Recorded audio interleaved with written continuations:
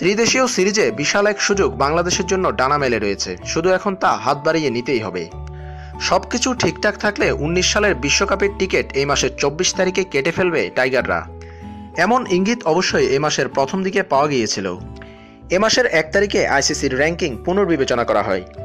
সেখানে ২০১৪ সালের পর থেকে দলগুলোর পারফরমেন্সের উপর ভিত্তি করে র্যাঙ্কিং সাজানো হয়। সেই র্যাঙ্কিংয়ে বাংলাদেশ নিজেদের অবস্থান শক্তভাবে ধরে রেখেছে। ১ পয়েন্ট কমে ৯১তে নেমে এলেও আইসিসির র্যাঙ্কিংয়ে ৭ই রয়েছে টাইগাররা। এখন আয়ারল্যান্ড নিউজিল্যান্ডের সিরিজ দিয়ে আরও এক ধাপ এগিয়ে যেতে পারবে বাংলাদেশ। এক বিবৃতিতে আইসিসি সেটি নিশ্চিত করে। এই সিরিজে কিভাবে নিজেদের এক ধাপ এগিয়ে নিতে পারবে মাশরাফিরা? অঙ্কটা অবশ্যই খুবই সোজা। আয়ারল্যান্ডকে হারাতে হবে ২ ম্যাচ, আর নিউজিল্যান্ডকে কমপক্ষে ১ ম্যাচ হারাতে হবে টাইগাররা।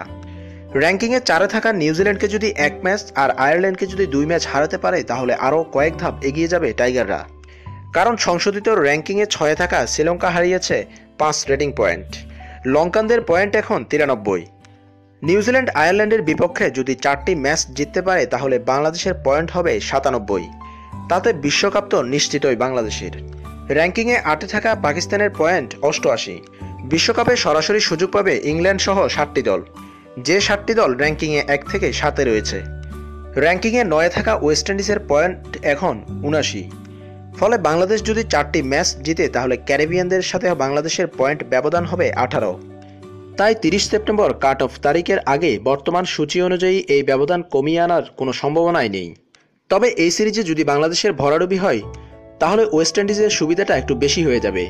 বাংলাদেশ যদি ৪ ম্যাচ হারে, তাহলে পয়েন্ট হবে ৮৩, ওয়েস্ট ইন্ডিজের প্রায় কাছাকাছি। আর যদি আয়ারল্যান্ডের কাছে ১ ম্যাচ হারে, তাহলে পাকিস্তান এগিয়ে যাবে। বাংলাদেশ যদি আয়ারল্যান্ডের বিপক্ষে প্রত্যাশিত ২টি জয় পায় শুধু, তাহলে বাংলাদেশের পয়েন্ট হবে ৯০। এক্ষেত্রে বাংলাদেশ হারাতে হচ্ছে ১ পয়েন্ট।